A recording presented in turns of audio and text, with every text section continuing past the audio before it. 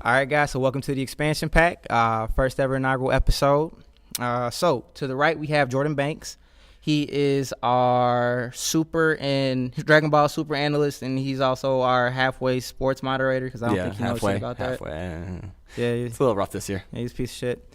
And then on our left, we have Swims right here. Swims is going to be our sports analyst as well as our Dragon Ball Super analyst. So, fellas, let's go ahead and get started with an overview as far as what is Super. Let's go over that because a lot of people don't know what Super is. What is Super? Right. All right, Okay. Swims, you go ahead and start it off. All right, so Dragon Ball Super is the anime that takes place kind of in between Dragon Ball Z. So for people who may not know, the last arc of Dragon Ball Z, they took out a character named Majin Buu. And between that episode and the actual ending of the show, there was a 10-year gap. Dragon Ball Super takes place 2 years within that gap. So within that gap, we've been introduced to other characters, gods of destruction, different universes, other Saiyans. There's a lot of things going on. A lot of stuff happens. So we first off, we meet a god of destruction named Beerus. He comes over, beats Goku, beats Vegeta, beats everybody in the series. At that point, he then takes on Goku and Vegeta as prodigies. They work with him. At that point, Frieza from Dragon Ball Z makes a comeback. He trains up, gets a lot stronger. We're introduced to two more Saiyan transformations in Super Saiyan God and Super Saiyan God Super Saiyan, but they just call that... They're pretty lazy looking. Right. They're pretty lazy looking, but we call them... the Super Saiyan God Super Saiyan is just Super Saiyan Blue, which is what they call it. Mm-hmm. And we also got a callback to Trunks from the Dragon Ball Z series as well. So as of now, they have now segued into a different arc where it's a universal survival. So what happens is that, as I mentioned earlier, there are a bunch of other universes. Well, the weaker ones have all been pulled together into a whole tournament that will then decide who survives. So there were 8 different universes. The universe that wins, they don't get erased. The other 7 do get erased. So as you know, since we watch Dragon Ball, there's some stakes. There's stakes online. There's That's fucked up. Yeah, there's some high stakes. So, Okay. but as you know, since we watch our main characters, they're not going to get killed immediately. So as of right now, they're getting there. So as of right now, there's only 2 universes left. There's the universe that we watch, which is Universe 7, and there's another universe, I believe it's 11. Yeah. With a few other participants, and those are the only 2 universes left. Everybody else has been killed. So this has basically been like the whole year for 2017, which is this arc, right? And right now, you know, what me and Swims are going to be talking about is 2017 because that we're going to talk about what made 2017 better. Super has been kind of trashy. It's not even close to Dragon Ball Z right now. Super is not as, and I think that has to do with the creator. I think Toriyama, I don't even think that guy remembers what he ate for breakfast. Like he doesn't remember things, and then it's like everything that he built up during Dragon Ball Z gets pushed back in Super because somebody will have some dumb transformation, and Goku. Everything we loved about Goku and Dragon Ball Z almost he's an idiot. He's an idiot now. So the question for the people that don't necessarily watch Super that intently, why do people not like Super? What is there to not like about Super? Why is Super different from Z? Honestly, in my opinion, I think it's the consistency. Consistency is key. In Dragon Ball Z, you know, you had Super Saiyan, Super Saiyan 2, Super Saiyan 3. When they went into that next level, you knew they were going to win the fight. And Dragon Ball Super, that doesn't mean anything. Like, almost everything's become irrelevant that Z is set up for consistency-wise in the series. Like Universe 6 is the parallel universe to Universe 7, so they also have Saiyans. Do you guys remember how big of an accomplishment it was when Goku and Super Saiyan, having fought on Namek, Krillin died, he was intensely mad. He had trained at 100 times gravity before he went Super Saiyan. It's a big deal. 5 episodes. Exactly. But it was a big deal. Gohan going Super Saiyan 2, literally pushed to the brink of madness, seeing all of his friends get nearly killed. It's a big moment. In Universe 6, they oh my God, literally in the show, one of their explanations for going Super Saiyan was a tingly back sensation. What? Like, what happened to the whole like, oh, you have to be pushed to the brink of pain rage, of loss, the pain all of that other stuff. Literally, the Universe 6 Saiyans were like, actually, I feel like there's this strong tingly back thing that happens. And they literally went off that and went Super Saiyan, and then within 5 to 10 minutes went Super Saiyan 2. You know what blows my mind? What blows my mind about that? In the first one, it took Goku 5 episodes to charge up to become Super Saiyan. Literally 5 episodes. In this next thing, it took them 5 minutes. It took and them they, 5 once minutes. they found out what Super Saiyan was. Mind you, the other universes that we're talking about didn't even know what Super Saiyan was. They didn't even know it existed. Literally, they saw Vegeta do it.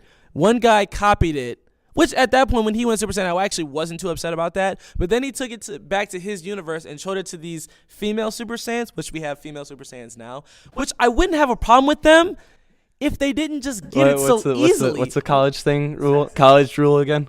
You have to have the equal number of Title IX. Title Title IX. IX. Title IX. Hey, Title IX Super Saiyan. It is just terrible. All right. But anyway, why don't we get to the main point of discussion? What made 2017 good to you, Swim? Right. So I think 2017, in my opinion, was the best year of Super. I think we both agree on that. I think what made 2017 the best year in Super were two things: the introduction of the character Jiren in the Tournament of Power, and also the animation. So you and I disagree on the animation, but I think we both agree The animation is bad. Yeah, I think we both agree that Jiren is arguably one of the best things in the entire Dragon Ball franchise. I will agree with you on that one. So Jiren is this big swole-looking guy, and he comes in. First scene we see him is he sneaks up on Goku. Yeah. That's never happened before. That's never Goku happened. literally does this nice little "Hi, I'm Goku" shit, and He's Jiren like, get ends out of up- here. Jiren literally gets behind him. Goku didn't even notice. Was like, "Get your bitch ass out of here!" Like, it was crazy. So And then my thing that I think is the best is the Ultra Instinct. So Ultra Instinct is this thing now because power levels don't mean anything. We kind of knew that from Dragon Ball Z, but it got now, worse in Super. Now it's more about how you fight, not about how strong you are. Right. So Ultra Instinct, you basically are just moving. You know, you don't have to think about dodging a punch. You just dodge the punch. Right. It's a transformation that literally is independent kind of the mind. really dumb. That sound fool as hell. It's Like, cool. it's- It's really cool looking, but it just doesn't make sense with Dragon Ball Z logic. I don't know why. It Like, just I mean, I don't have a problem with it because it's like it's saying letting your body, instead of like thinking about throwing a punch and thinking about blocking and doing all that, it's literally your body reacting on its own, which cuts down on time. Yeah. Me being the So- person that's only watching the dubs because I refuse to watch the subs of that I don't shit, blame you for that one. Fair enough. that sound fool as hell. Because even when Goku was fighting, who's the last guy he was fighting inside that first tournament? Oh, hit. When he was fighting Hit, like, that shit got really fucking dumb. Yeah. So what you're saying now sounds like that shit times 10. A little bit. That sounds you have, dumber. You have to make a lot of exceptions for this universal tournament. Like, we're not lying when we're making So that brings exceptions. us to this question here. Okay. Why, if Super has all of these weird little things, also, in addition to that, I liked filler. Super doesn't have any filler. It's like watching a brand new episode of Dragon Ball Z Kai. I mean, But there's a little bit of filler, but it's not really filler It's in not. there. But aside from that, though. Okay, go ahead. Aside from that, though, why are we still watching Super? Why should people, if you haven't watched Super and you heard shitty things about Super, why should we watch Super? So I personally, at this point, I still watch Super because I'm a Dragon Ball Z fan. 'Cause I think it all comes down to that. I have to know what happens to Goku. Like, I have to know what's going on with Goku and Vegeta. You have to know what's going on with your characters from Dragon Ball Z because you care about them. It's a childhood With thing. that being said, like, you remember, like, I remember a few years ago when we watched the Goku versus Superman fight on Death Battle, Yeah. and I was pretty pissed when I first saw it because I'm like, man, Goku a dog Superman. Like, Super makes it to the point where it's like, no, he won't. Like, Goku would get beat almost instantaneously because of the stupidity that he has. He's just he's He so, got his ass beat twice. G. Twice. Once you lose the second time, it's over. But you know what makes up for that though? Vegeta kind of he kind of undefeated right now, but Goku got his ass stomped the fuck out. Vegeta's been one of the best fighters in Super. He's one of the shining things. Yeah, until his ass gets too high by the fucking robot, and the robot was beating his ass. That too. But even when Vegeta is getting his ass kicked and Goku comes in, like, cause in Super that still happens because it's Dragon Ball also, Z. Hit beat the brakes off his ass. Yes, absolutely. Oh yeah. But even with that, like, Vegeta always pushes himself to a higher level to be able to kind of catch Goku. And I think even in what we're seeing in 2018, I think Vegeta is going to get to a point where whether or not he'll ever surpass Goku is, probably not going to happen because Toriyama hates Vegeta.